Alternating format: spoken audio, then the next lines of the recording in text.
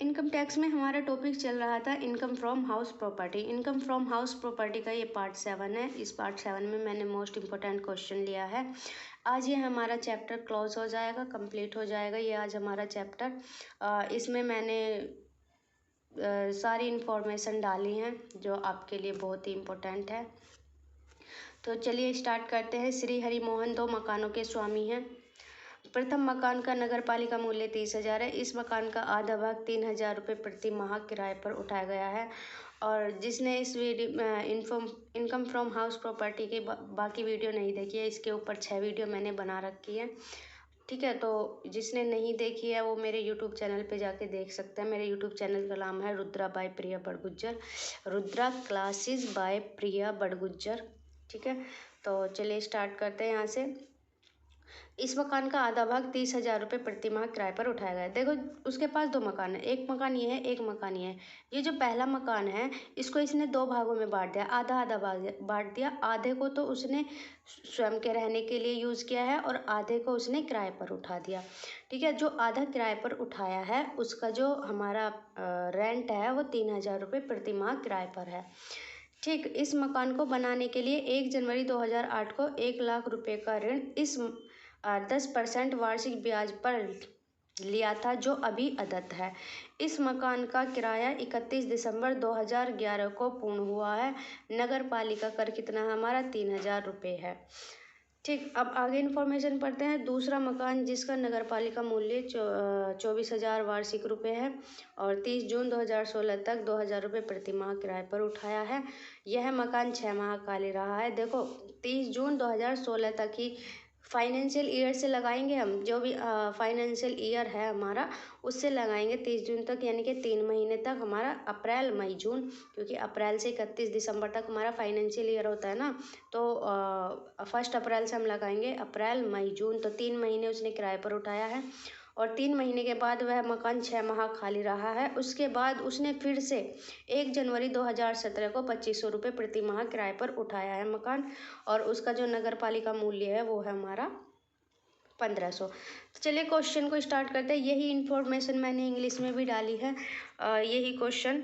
तो यदि हिंदी में समझना आए किसी बच्चे को तो यहाँ से देखो इंग्लिश में इसका स्क्रीनशॉट ले लीजिए, इंग्लिश में देख सकता है और ये हमारा हिंदी में है इधर, ठीक है। तो चलिए इसी इन्फॉर्मेशन को हम 2 भागों में पहले बांट लेते हैं। सबसे पहले आता है हमारा फर्स्ट मकान। फर्स्ट मकान, यहाँ देखिए मैंने फर्स्ट मकान की इन्फॉर्मेशन लिख ली है। टोटली जो मेरा फर्स्ट मकान का इनकम है, सॉरी जो भी हमारा इसके बारे में दिया गया है, ये है म्यूनसिपल वैल्यू 30,000 और रेंट रिसीव है ये 3,000 इंटू 12 भारतीय 36,000 और इंटरेस्ट ऑन लोन आ जाएगा हमारा 10,000 और प्री कंस्ट्रक्शन पीरियड, ये तो मैंने बता ही दिया था कि इंटरेस्ट ऑन लोन किस तरह से निकालते हैं और प्री कंस्ट्रक्शन पीरियड किस तरह से निकालते हैं। तो यहाँ पे देखिए अब ये जो इन्फॉर्मेशन है इसी को हमें 2 भागों में बांटना है, क्योंकि उसने क्वेश्चन में कहा है, जब हम क्वेश्चन पढ़ रहे थे तो उस क्वेश्चन में लिखा था कि जो ये फर्स्ट हाउस है उसने उसको 2 भागों में बांटा है। आधा भाग तो उसने सेल्फ के लिए यूज़ किया यानी कि स्वयं के रहने के लिए यूज़ किया है और आधा भाग उसने लेट आउट किया है यानी कि किराए पर उठाया है। अब देखो ये जो इन्फॉर्मेशन है म्यूनसिपल, ये दोनों की मिक्स है, ना तो इसकी सेल्फ की दे रखी ना लेट आउट की, दोनों की मिक्स दे रखी है। तो हम इनका आधा आधा कर लेंगे। तो यहाँ से हम 1/2 लेट आउट और 1/2 सेल्फ ऑक्यूपाइड के लिए इन्फॉर्मेशन निकाल लेंगे यहाँ से, जो हमने क्वेश्चन में से ली थी। तो हमने क्या करना है, जो हमारी म्यूनसिपल वैल्यू है, टोटल म्यूनसिपल वैल्यू कितनी है 3,000, अब सॉरी 30,000, 30,000 का आधा करेंगे कितना आएगा 15,000। तो 15,000 तो हमारी म्यूनसिपल वैल्यू हो जाएगी लेट आउट के लिए और 15,000 म्यूनसिपल वैल्यू हो जाएगी सेल्फ ऑक्यूपाइड के लिए। अब देखिए रेंट रिसीव हमारा 36,000 है, तो रेंट रिसीव आ जाएगा हमारा लेट आउट में। अब देखो यहाँ पे मैंने रेंट रिसीव क्यों लिखा, टोटली रेंट रिसीव, केवल लेट आउट में ही क्यों लिखा, यहाँ पे क्यों नहीं लिखा। अब आप सोचिए कि किराया हम कब लेंगे, जब हमने मकान को किराए पर उठाया होगा तभी तो हम किराया लेंगे। और जो हमने मकान किराए पर उठाया तो केवल किराया भी उसी में आएगा। जो सेल्फ है हम खुद से ही किराया क्यों देंगे, हम तो यदि हम स्वयं अपने मकान में रह रहे हैं तो क्या हम खुद से अपने आप को किराया देंगे? नहीं देंगे ना। तो जो हमारा रेंट रिसीव है तो वो केवल लेट आउट वाले हाउस में ही जाएगा, क्योंकि लेट आउट तभी होगा जब हमने उसे मकान को किराए पर उठाया होगा। तो रेंट रिसीव हमारा टोटली लेट आउट वाले में जाएगा, क्योंकि प्राप्त किराया हमें प्राप्त कब होगा? किराया जब हमने मकान को किराए पर उठाया होगा। स्वयं के लिए रहने के लिए यूज़ कर रहे हैं जिस मकान को, उसमें हम किराया नहीं लेते। ठीक है, तो यहाँ पे आ जाएगा हमारा 36,000। इंटरेस्ट ऑन लोन हमारा निकल के आया 10,000, यहाँ आ जाएगा 10,000। तो इसका हाफ कर लेंगे 10,000 तो कितना आ जाए 5,000 यहाँ आ जाएगा लेट आउट में, और सेल्फ ऑक्यूपाइड में आ जाएगा 5,000। इसी तरह से हमने प्री कंस्ट्रक्शन पीरियड का जो हमें इन्फॉर्मेशन दी गई थी उसके अकॉर्डिंग निकाला है। ये प्री कंस्ट्रक्शन पीरियड किस तरह से निकालते हैं मैंने पार्ट 3 और 4 और 5 में भी बताया है, तो आप मेरे यूट्यूब चैनल पे जाके देख सकते हैं इसका पार्ट 3, 4। वैसे आपके लिए सभी पार्ट देखने ज़रूरी है। तो ठीक है, यहाँ से इसकी वैल्यू आ जाएगी 65। तो इस 6500 को हम 6,500 को हम बांटेंगे, 1/2 करेंगे इसका, तो ये आ जाएगा 3,250 रुपये लेट आउट के लिए, और सेल्फ के लिए आ जाएगा 3,250। अब देखिए यहाँ पे म्यूनसिपल टैक्स कितना है 3,000। अब 3,000 का भी हम हाफ करेंगे तो लेट आउट के लिए आ जाएगा हमारा 1,500 और सेल्फ ऑक्यूपाइड के लिए आ जाएगा 1,500। अब हमने क्या करना है, जो हमारा लेट आउट है उसके लिए इनकम फ्रॉम हाउस प्रॉपर्टी अलग से निकालेंगे, और जो सेल्फ ऑक्यूपाई के लिए इनकम फ्रॉम हाउस प्रॉपर्टी अलग से। तो चलिए स्टार्ट करते हैं किस तरह से हम इनकी इनकम फ्रॉम हाउस प्रॉपर्टी निकालते हैं। यहाँ देखिए मैंने 1/2 लेट आउट यानी कि जो हमने किराए पर उठाया है उसके लिए निकालेंगे, तो ग्रॉस एनुअल वैल्यू निकालेंगे सबसे पहले। अब ग्रॉस एनुअल वैल्यू में हमें दिया गया है म्यूनसिपल वैल्यू 15,000 है और रेंट रिसीव 36,000 है।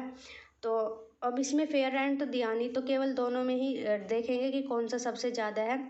तो हमारा 36,000 सबसे ज़्यादा है, तो यहाँ आ जाएगी हमारा 36,000। ये आ गई हमारी वैल्यू 36,000। यहाँ देखो म्यूनसिपल टैक्स कितना दिया गया है, म्यूनसिपल टैक्स दिया गया है 1,500, तो यहाँ आ जाता है हमारा 1,500। अब इसमें से इसको घटाएंगे तो हमारा आ जाएगा यहाँ 34,500 हमारी एनुअल वैल्यू आ जाएगी। अब हमने क्या करना है, डिडक्शन पे चलेंगे। डिडक्शन में 3 कंडीशन होती है, standard rent of 30% of annual value. जो हमें एनुअल वैल्यू दी गई है इसका 30% निकालेंगे। 34,500 का 30% निकालो।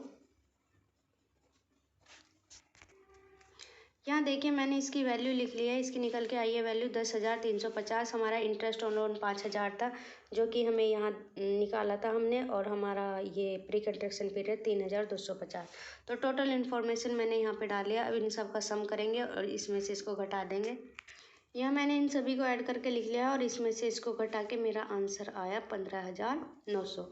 तो हमारा जो ये लेट आउट वाला है इसके लिए हमारा जो इनकम फ्रॉम हाउस प्रॉपर्टी आया वैल्यू आई है। अब हम निकालेंगे सेल्फ ऑक्यूपाइड के लिए। सेल्फ ऑक्यूपाइड में सबसे पहले हम जो हमारी ग्रॉस एनुअल वैल्यू होती है हमेशा ही नील मानते हैं, और जब हम ग्रॉस एनुअल वैल्यू नील होगी तो हमारा म्यूनसिपल वैल्यू भी नील होगी, और ये नील होगा तो ये हमारा एनुअल वैल्यू भी नील ही कहलाएगी। और जब हमारी एनुअल वैल्यू नील होगी तो हमारा स्टैंडर्ड रेंट भी नील ही कहलाएगा। लेकिन यहाँ इंटरेस्ट ऑन लोन दिया है हमें 5,000 और प्री कंस्ट्रक्शन पीरियड निकल के आया 3,250। तो टोटल वैल्यू कितनी हो जाएगी 0,528। तो यहाँ आ जाएगा माइनस में। देखो हम 0 में से घटाएंगे किसको 8,250 को, तो माइनस 8,250। ये जो इन्फॉर्मेशन कहलाएगी हमारी इनकम नहीं कहलाएगी, लॉस कहलाएगा, लॉस फ्रॉम हाउस प्रॉपर्टी। अब देखिए पहले हाउस का जो हमें इन्फॉर्मेशन दी गई थी उसके अकॉर्डिंग हमने क्वेश्चन को सॉल्व किया। अभी हमारा क्वेश्चन में सेकंड हाउस भी दिया गया है। ये केवल फर्स्ट हाउस का है। फर्स्ट हाउस का 1/2 उसने लेट आउट किया था और 1/2 उसमें सेल्फ ऑक्यूपाइड था। ठीक है, तो ये इस तरह से हमने 1 हाउस का निकाला। अब देखिए सेकंड हाउस की इन्फॉर्मेशन के लिए क्या कह रहा है। तो यहाँ देखिए सेकंड हाउस में कह रहा है कि दूसरा मकान उसका नगर पालिका मूल्य कितना है 24,000। अब ये इन्फॉर्मेशन को हम किस में हम एक पेज पे लिख लेंगे ताकि हमें क्वेश्चन करने में आसानी रहे। यहाँ देखिए मैंने सेकंड हाउस की इन्फॉर्मेशन लिख ली है। म्युनिसिपल वैल्यू इतना दिया गया है हमें। रेंट रिसीव के बारे में हम अभी आपको बताएंगे किस तरह से मैंने ये निकाला है। म्युनिसिपल टैक्स दिया गया है मेरा 1500। अब देखिए रेंट रिसीव में क्वेश्चन में कहा गया है कि 30 जून तक 2000 रुपये महीना किराए पर दिया, प्रति माह किराए पर दिया। अब देखो फाइनेंशियल ईयर, सबसे पहले हमें फाइनेंशियल ईयर हमें अपना पता होना चाहिए कि क्या होता है फाइनेंशियल ईयर। तो 1 अप्रैल से 31 मार्च तक हमारा फाइनेंशियल ईयर कहलाता है। जो भी हम इसकी कैलकुलेशन करेंगे वो अपने फाइनेंशियल ईयर के अकॉर्डिंग ही करेंगे। तो देखिए 1 अप्रैल से यदि मैं 30 जून तक, क्योंकि 30 जून तक किराए पर उठाया गया है, तो 1 अप्रैल से 30 जून तक लगाऊं तो मेरे 3 महीने बैठते हैं। तो 30 जून तक कितने रुपए किराए के दिए उसने? 6000 रुपये। फिर कहा है कि 6 महीने खाली रहा। अब 6 महीने का ये जो कैलकुलेशन है इसको जानने से पहले यहाँ देखिए उसने कहा है कि 6 महीने खाली रहने के बाद 1 जनवरी से उसने फिर उसे किराए पर उठा दिया। अब हम कहाँ तक देखेंगे? 31 मार्च तक, क्योंकि 1 जनवरी से उठाया है तो 31 मार्च तक देखेंगे। तो जनवरी, फरवरी, मार्च, तो 3 महीने, तो 2500 रुपये 3 महीने किराए पर उठाया, तो ये आ गए हमारे 7500। अब देखिए जब 6 माह खाली रहा है तो इसमें हमने यहाँ कैलकुलेशन क्यों की? और यहाँ के उसमें तो अमाउंट, क्वेश्चन में तो अमाउंट दी नहीं गई कि 6 महीने 2500 रुपये प्रति माह के किराए पर चल रहा था और 6 महीने खाली रहा तो यहाँ 2500 आ गया। ना तो वहाँ 2000 के लिए कहा है कि 6 महीने जो खाली रहा वो 2000 रुपये प्रति माह किराए पर था, ना ही वहाँ ये कहा है क्वेश्चन में कि 2500 रुपये प्रति माह किराए पर था। तो हमने क्या करना है? अब देखो पहले यदि हमारा क्वेश्चन होता कि 2000 रुपये प्रति माह महीने मतलब प्रति माह किराए पर उठाया था और उनमें से 6 महीने खाली रहा और ये इन्फॉर्मेशन नहीं दी होती तो केवल यहाँ आता 2000 रुपये। लेकिन अब अमाउंट हो गई है चेंज, यहाँ आता 2000 रुपये और यहाँ है 15,000 रुपये। अब मुझे एक बात बताओ, यदि तुम 2000 रुपये किराए पर उठा रहे हो और फिर 6 महीने खाली रख रहे हो और फिर से 2500 रुपये महीने किराए पर उठा रहे हो, तो तुम्हें किस में फ़ायदा है? 2500 रुपये महीने में फ़ायदा है या 2000 रुपये महीने में फ़ायदा है? तो अपना फ़ायदा देखोगे ना आप। यदि मैं साधारण भाषा में बताऊं आपको तो कोई भी इंसान हो केवल अपना ही फ़ायदा देखता है। तो दोनों में से जो भी अमाउंट ज़्यादा होगी उस पर हम 6 महीने का वैकेंट पीरियड निकाल देंगे। अब 2500 इंटू 6 करेंगे तो हमारा आ जाएगा 15,000। तो इसके अकॉर्डिंग 6000, इसके अकॉर्डिंग 15,000 और इसके अकॉर्डिंग 7,500। तो टोटल हमारा रेंट रिसीव कितना हुआ? 28,500। यहाँ म्युनिसिपल टैक्स दिया गया है इतना, केवल हमें इसमें इतनी ही इन्फॉर्मेशन दी गई है। अब हम चलते हैं इसका ये इनकम फ्रॉम हाउस प्रॉपर्टी निकालते हैं। तो सबसे पहले हम निकालेंगे ग्रॉस एनुअल वैल्यू। अब यहाँ देखिए ग्रॉस एनुअल वैल्यू के लिए म्युनिसिपल वैल्यू, रेंट रिसीव और फेयर रेंट तो हमें दिया नहीं, तो दोनों में से जो भी ज़्यादा, तो कौन सा ज़्यादा है? 28,500। तो यहाँ आ जाएगा 28,500। अब म्युनिसिपल टैक्स कितना दिया है? यहाँ पे दिया है हमें 1500 म्युनिसिपल टैक्स है। अब देखिए 6 महीने हमारा जो घर था वो खाली भी तो रहा है, तो यहाँ पे वैकेंट पीरियड आ जाएगा हमारा कितने रुपए? कितने माह खाली रहा? 6 माह खाली रहा है। कितने रुपए से? 2500 रुपये महीने से। तो कितने हुए? 5000। तो 6 माह खाली रहा है तो कितने आ जाएगा यहाँ? 15,000। तो इसका टोटल करेंगे तो ये आएगा 16,500 और इसमें से इसको लेस करेंगे तो आ जाएगा 000 और ये तो 12। तो एनुअल वैल्यू कितनी आ गई हमारी? 12,000 आ गई। अब 12,000 आ गई है हमारी एनुअल वैल्यू। अब हम निकालेंगे स्टैंडर्ड 30% ऑफ एनुअल वैल्यू। तो 12,000 का हम 30% निकालेंगे तो 12 तिया 36, तो ये आ जाएगा 3600। अब यहाँ पे इंटरेस्ट और pre contraction interest on loan हमें दे ही नहीं रखा और ना ही हमें कहा है कि प्री कंट्रैक्शन पीरियड इतना है, तो ये हो जाएंगे खाली और यहाँ आ जाएगा 3600। इसमें से लेस हो जाएंगे 004 और ये आ जाएगा 8।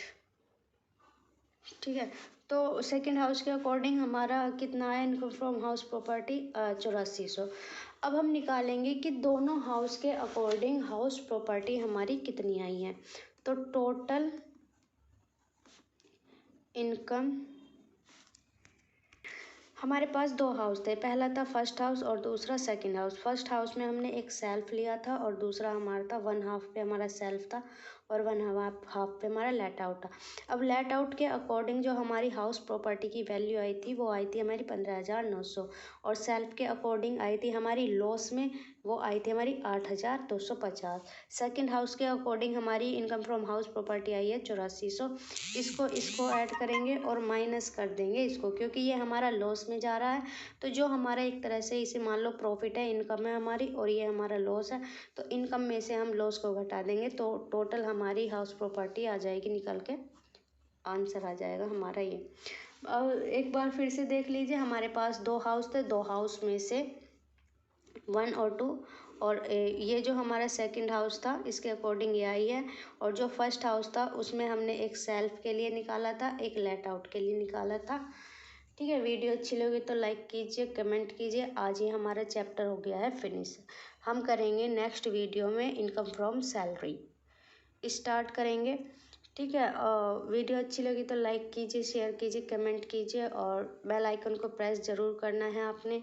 और यदि आपने चैनल मेरा सब्सक्राइब नहीं किया है तो प्लीज़ सब्सक्राइब कर दीजिए चैनल को। ठीक, थैंक यू।